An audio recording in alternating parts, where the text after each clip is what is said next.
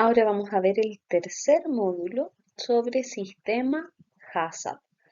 Vamos a hablar sobre su historia, la importancia de la aplicación del HACCP en la industria procesadora de salmonídeos, la inocuidad alimentaria y principios básicos del HACCP.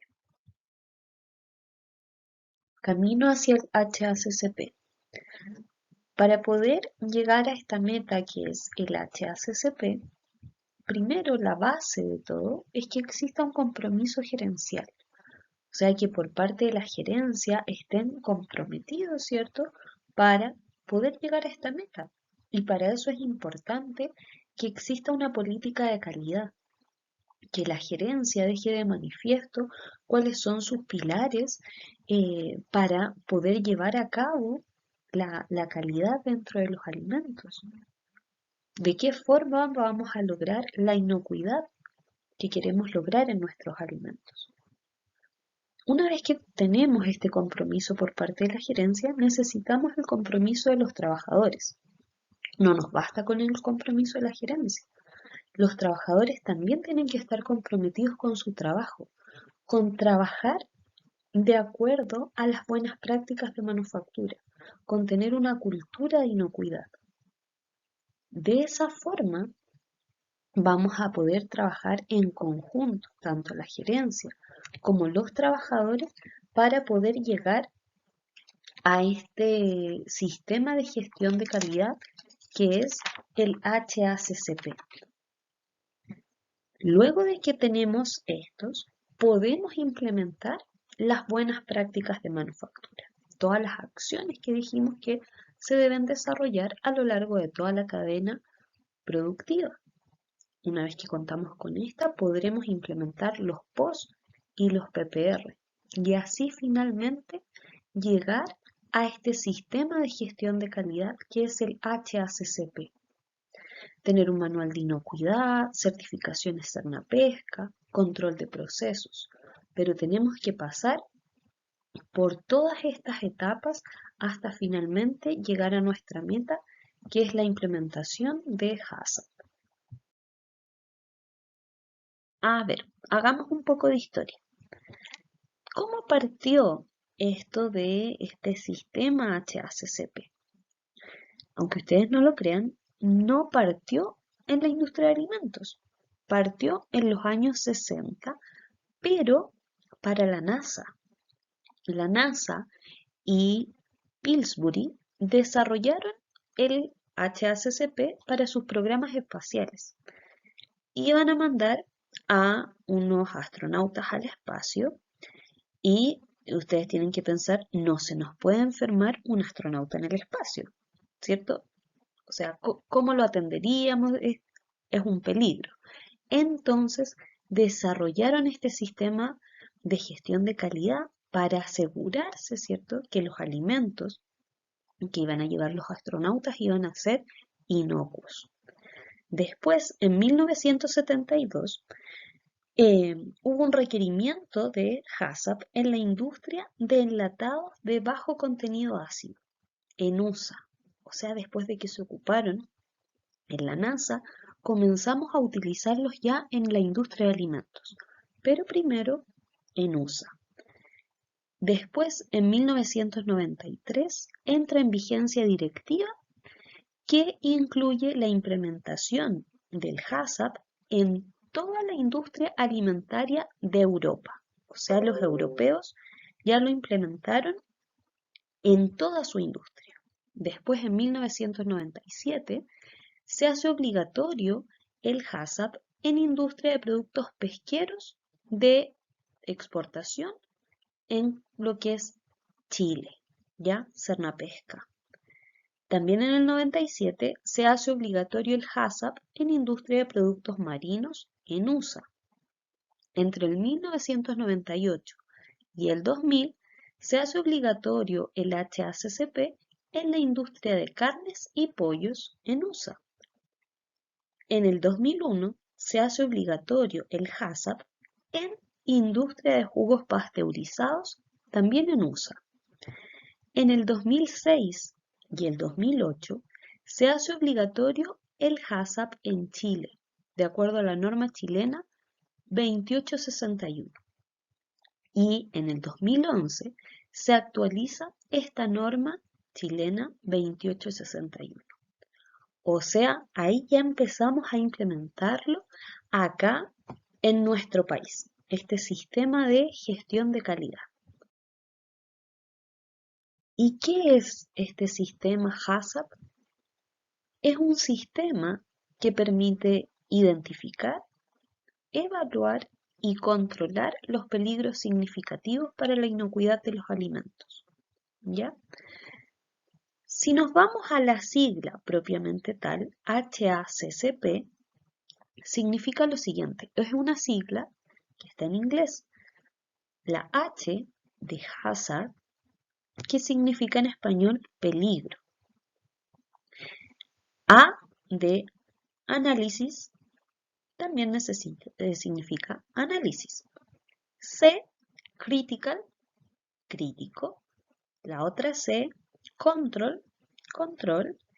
Y la P, point, puntos. O sea, son análisis de peligros y puntos críticos de control.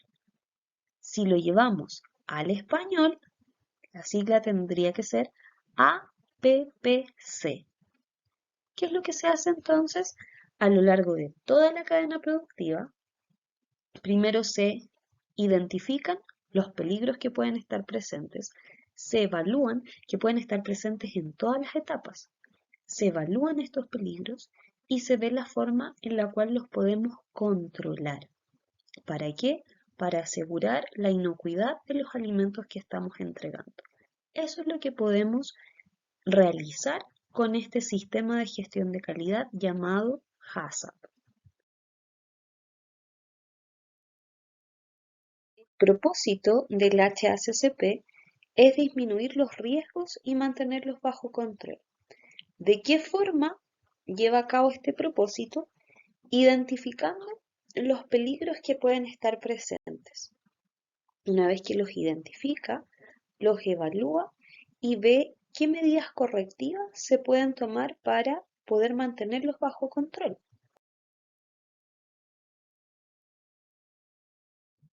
Y todo esto, ¿cierto? Cumplir con las BPM, llegar a la implementación de HACCP, es con el fin, con el objetivo de lograr la inocuidad de los alimentos, de asegurarnos que los alimentos que nosotros estamos entregando a los consumidores son alimentos inocuos. ¿Qué es la inocuidad de los alimentos? Es un concepto que implica que los alimentos no causarán daño al consumidor cuando se preparen y o consuman, de acuerdo con el uso previsto. Eso sale indicado en la ISO 22000. O sea, es un alimento, ¿cierto? Un alimento inocuo, es un alimento que después de ingerido no va a causar ningún daño a quien lo consuma, no va a causar efectos adversos. Hablamos sobre cadena de inocuidad. ¿Por qué? Porque a lo largo de toda la cadena es que tenemos que lograr tener alimentos inocuos. En la producción de los alimentos, en los procesos que se van desarrollando, en los frigoríficos cuando almacenamos nuestros alimentos, cuando los distribuimos, el transporte en el cual se distribuye. En todo eso nosotros debemos integrar la inocuidad, ¿ya? Y finalmente, en el consumo, el consumidor también tiene que velar por que los alimentos, ¿cierto?, mantengan la inocuidad. Entonces, por eso se habla de una cadena.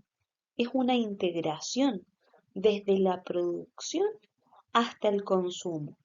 En todas las etapas que esto implica, debemos mantener la inocuidad de los alimentos que finalmente serán entregados al consumidor. ¿Por qué es importante la higiene e inocuidad de los alimentos?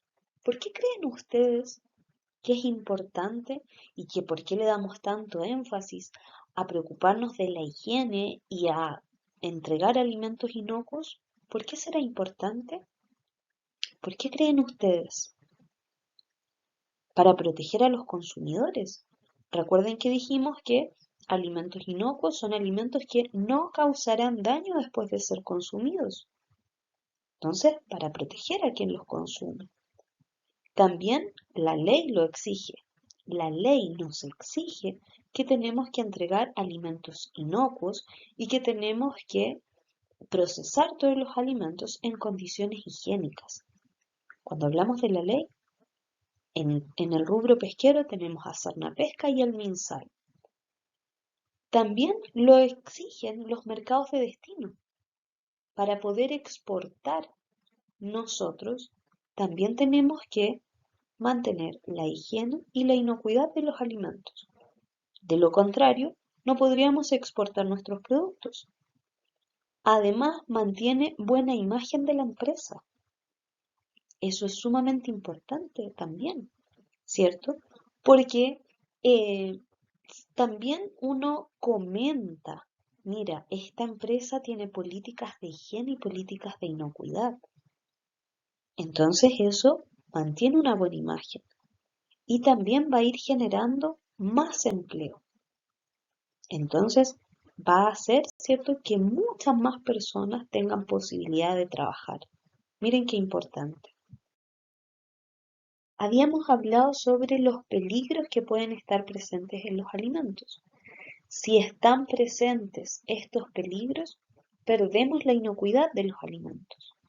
¿Cuáles son estos peligros? Agentes de tipo biológico, físico o químico que estén presentes en un alimento, o bien la condición en que éste se halla, que puede causar un efecto adverso para la salud. Por lo tanto, va a comprometer la inocuidad. Cuando hablamos de agentes biológicos nos referimos a virus, bacterias, parásitos, patógenos, toxinas naturales.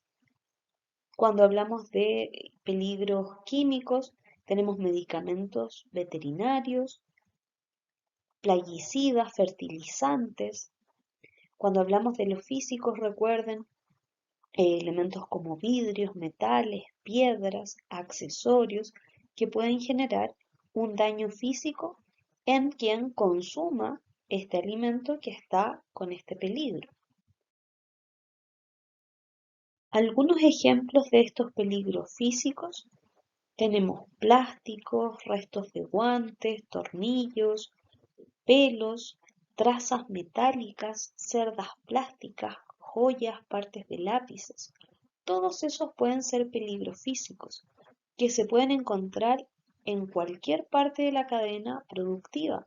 Por lo tanto, es que tenemos que nosotros preocuparnos a lo largo de toda la cadena de evitar que este tipo de peligros ingresen a nuestros alimentos y los vayan a contaminar.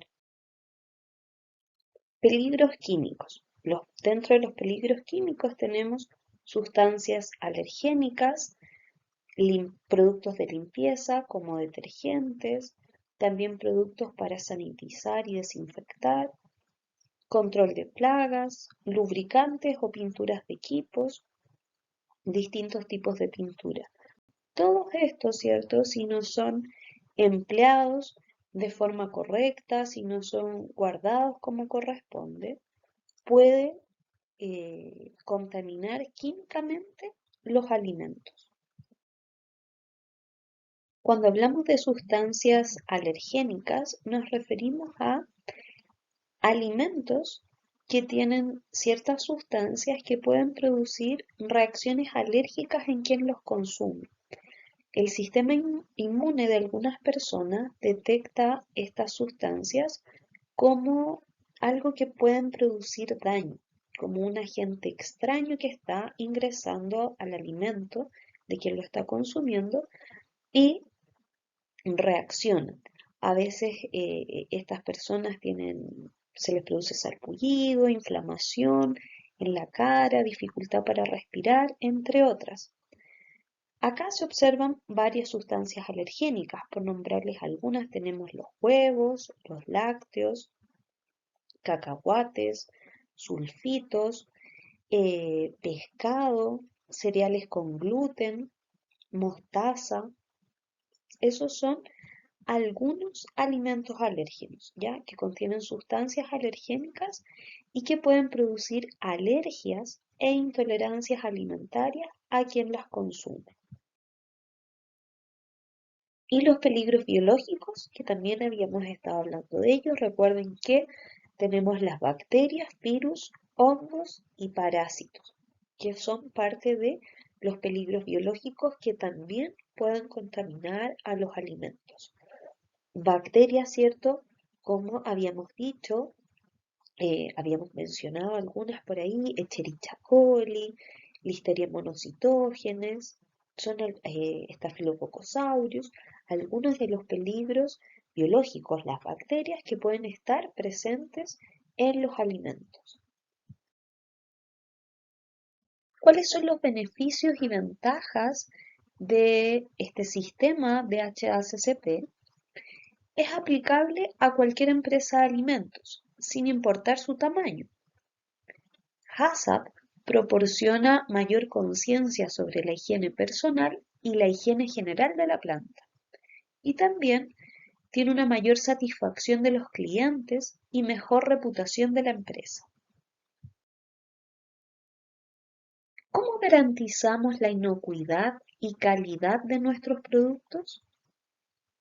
Para eso es que tenemos que tener implementado lo que se llama PAC. ¿Qué es esto del PAC? Es tener implementado un programa de aseguramiento de calidad. Cada empresa tiene que tener implementado su programa de aseguramiento de calidad con sus procedimientos, sus registros asociados, sus capacitaciones y toda la empresa tiene que llevarlo a cabo. Trazabilidad de un producto. ¿Cuál es el objetivo de realizar la trazabilidad? El propósito de este procedimiento es establecer una estrategia.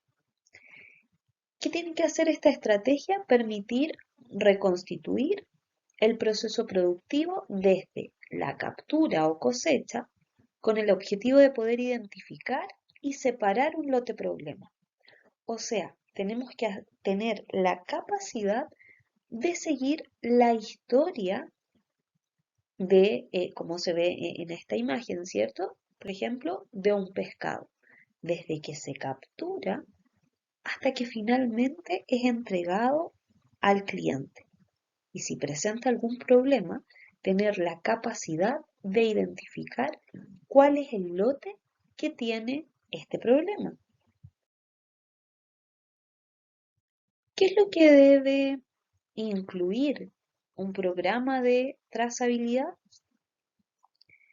Tiene que tener procedimiento que defina un sistema de codificación de los productos que han sido elaborados, un alcance del programa y también tiene que haber un responsable de trazabilidad.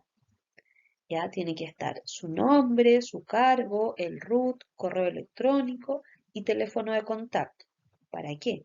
Para que cuando tengamos que hacer la trazabilidad de algún producto, ¿cierto? Sea esta persona la encargada de llevar a cabo, como les había dicho, el reconstruir esta historia. Vamos a analizar la materia prima. Para poder hacer trazabilidad, ¿cierto? ¿Qué necesitamos saber de nuestra materia prima? Para los peces de cultivo se tiene que identificar el origen de los peces y los establecimientos donde se realiza cada una de las etapas de elaboración. ¿Qué antecedentes necesitamos? El nombre del centro de cultivo y o cosecha, el código RNA del centro, que es el código del Registro Nacional de Acuicultura, la identificación de jaula, identificación de especie, documentos tributarios que avalen el traslado e ingreso a proceso y la fecha de ingreso de la materia prima al establecimiento elaborador. De esa forma, nosotros vamos a poder hacer el seguimiento, ¿cierto?, hacia atrás de esta materia prima.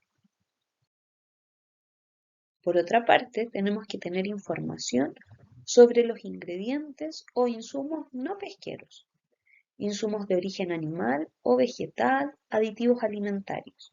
Se excluyen el material de empaque. ¿Qué necesitamos saber de estos? El nombre del producto, el elaborador, la fecha de elaboración, la fecha de vencimiento cuando corresponda, autorización sanitaria para uso en alimentos, el porcentaje utilizado en cada proceso productivo y la documentación tributaria que avale la adquisición de estos productos. Cuando se reciban materias primas procesadas en otros establecimientos, se deberá considerar la identificación de lotes recepcionados, la razón social del establecimiento y código. Esta información debe quedar registrada para poder realizar la trazabilidad de un producto. El producto debe estar identificado en cada etapa del proceso. También debe existir una identificación de cámaras de almacenamiento de producto final y registrar movimientos del producto, venta, almacenamiento en otras cámaras, exportaciones. Para la supervisión del programa, Cernapesca utilizará la pauta de trazabilidad. En esta imagen observamos, a modo general, la trazabilidad del salmón, desde la producción de ovas hasta la exportación de este producto. A lo largo de toda esta cadena, nosotros tenemos que ir guardando la información que mencionamos anteriormente, irla registrando, porque si existe algún problema, nosotros tenemos que ser capaces con la trazabilidad de identificar en qué etapa se desarrolló el problema y poder actuar. Entonces tenemos que preocuparnos en la producción de ovas, cuando después pasan a la piscicultura, a los centros de cultivos, cuando después se realiza el transporte vivo, cuando después pasan a la planta de procesos primarios, cuando los trasladamos de la planta de procesos primarios a la planta de procesos secundarios y posteriormente, ¿cierto?, son exportados. A lo largo de toda esta cadena, nosotros tenemos que registrar la información para así poder en un futuro realizar una correcta trazabilidad. Y además es importante que a lo largo de toda esta cadena, ¿cierto?, mantengamos las medidas higiénicas, ¿cierto?, cumplamos con las BPM para poder entregar finalmente alimentos inocuos. La trazabilidad también es una buena práctica de manufactura. Además debemos velar por un correcto transporte. En el transporte también debemos preocuparnos de las buenas prácticas de manufactura. Recuerden que nosotros tenemos que lograr entregar alimentos inocuos y para eso tenemos que preocuparnos de cumplir con las buenas prácticas de manufactura a lo largo de toda la cadena alimentaria, incluido el transporte. El Codex Alimentarius, en la sección 9, nos habla respecto del transporte. ¿Qué nos indica? Ciertos objetivos que tenemos que tener. Durante el transporte dice que deberíamos adoptar medidas cuando sea necesario. ¿Para qué? Para proteger los alimentos de posibles fuentes de contaminación, incluido el contacto cruzado con alérgenos. Para proteger los alimentos de daños que puedan hacerlos no aptos para el consumo y proporcionar un entorno que permita controlar eficazmente la proliferación de microorganismos patógenos o causantes del deterioro y la producción de toxinas en los alimentos. ¿Cuál es la justificación de todos estos objetivos? Que los alimentos se pueden contaminar o incluso no llegar a su destino en condiciones aptas para el consumo, salvo si se aplican prácticas eficaces de higiene del transporte. Y durante este último, aun cuando se hayan aplicado medidas adecuadas de higiene en las fases anteriores de la cadena alimentaria. Recuerden que tenemos que preocuparnos de la seguridad de nuestros alimentos a lo largo de toda la cadena alimentaria, incluido el transporte.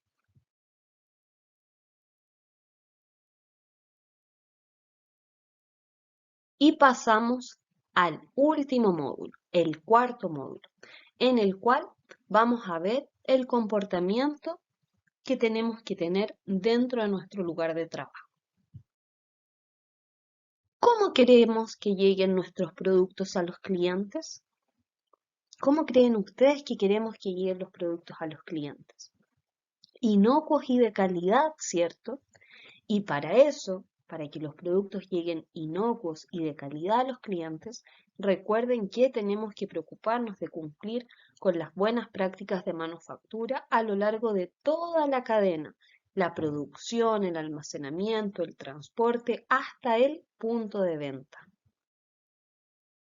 Y para lograr que los productos lleguen inocuos y de calidad, es que debe existir un compromiso por parte de la gerencia y un compromiso por parte del personal. Ambos deben estar comprometidos, ambos deben comprometerse por este objetivo en común. ¿Cuál era el objetivo en común? Entregar alimentos de calidad. Tenemos que perseguir estos objetivos con hacerles seguimiento, ¿cierto?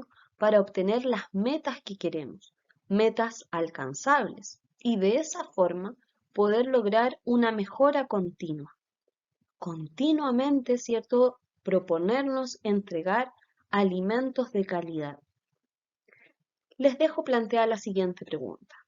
¿Qué objetivos podemos tener para apuntar a la mejora de la calidad? Veamos algunos ejemplos de problemas de calidad que a veces se observan en el salmón. Tenemos, por ejemplo, la melanosis en el salmón. ¿Saben ustedes qué es la melanosis en el salmón? La melanosis es el resultado del depósito de melanina en el músculo. ¿Y por qué puede ocurrir este depósito de melanina? Ocurre como respuesta eh, de una inflamación crónica que se da en la musculatura y aparece, como se ve en la imagen, una mancha. Puede aparecer una o muchas. Pueden ser, como se ve acá en la imagen, un tono medio café y algunas medias grisáceas blancas. ¿Cuál es la causa de esta melanosis? Puede ser el resultado de manejos previos a la cosecha. ¿Y cuáles pueden ser estos? Traumas físicos, pueden ser patologías infecciosas o también efectos secundarios por las vacunas y fracturas de espinas, entre otras causas. Otra situación que se observa a veces es el gapping. ¿Qué es? Esta es la separación que se da en la musculatura de un filete. Podríamos decir que es un desgarro de la musculatura. Como se observa en la imagen, ocurre un rompimiento. Cuando hablamos de un desgarro, nos referimos al rompimiento del músculo. ¿Cuál es la causa de este? Dentro de las causas se encuentra que la frescura de la materia prima antes de filetear.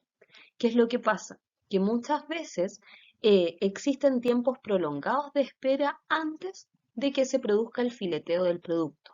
Entonces, al existir estos tiempos prolongados de espera, se puede producir una pérdida de la cadena de frío y eso puede generar este gapping.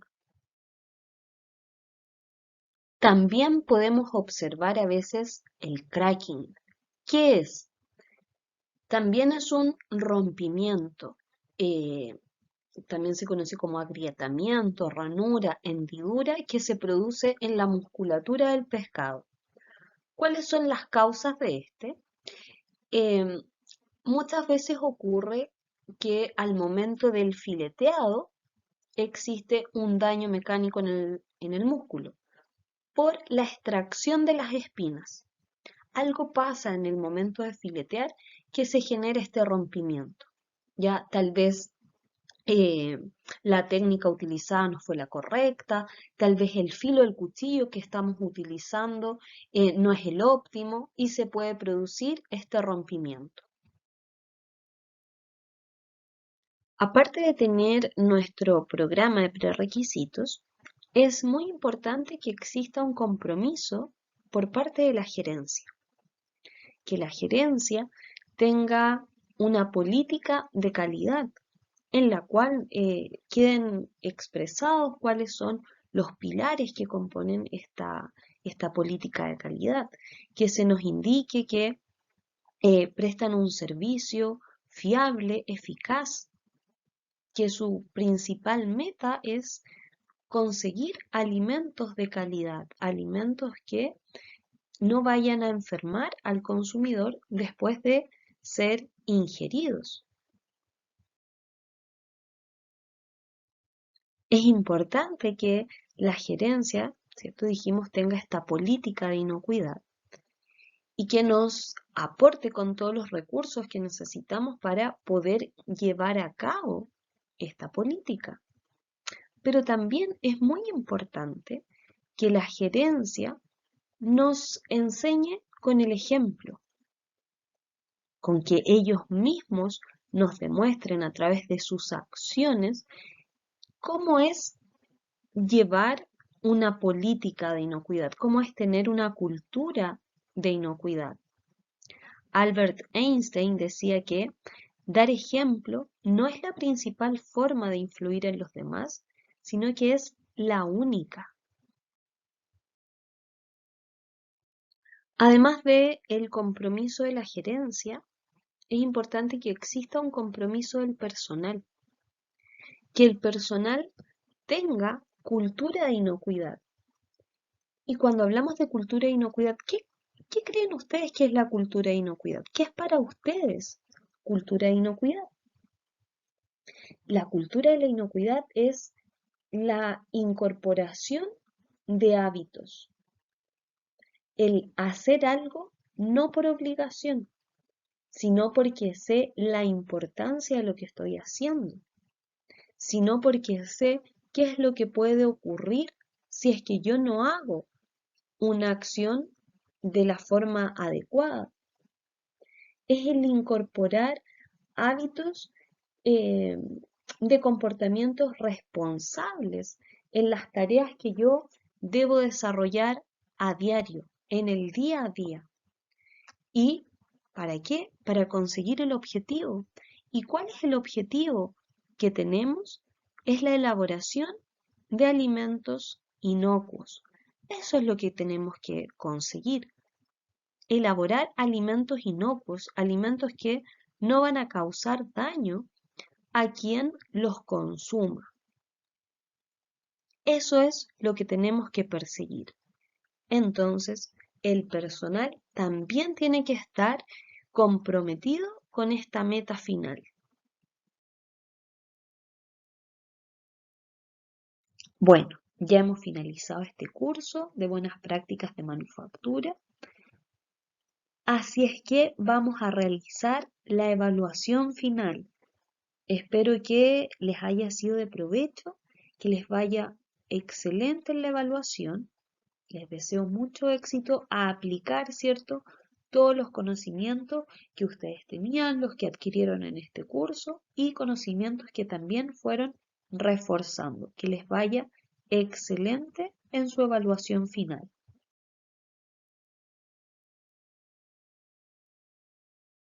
Muchas gracias por su atención. Espero que este curso les sea de provecho, que les haya gustado y que puedan ir todos los conocimientos que fueron adquiriendo y que también fueron refrescando algunos, que los puedan ir implementando y llevando a cabo en sus trabajos a diario, en su día a día. Mucho éxito, que tengan un buen término de día. Hasta luego.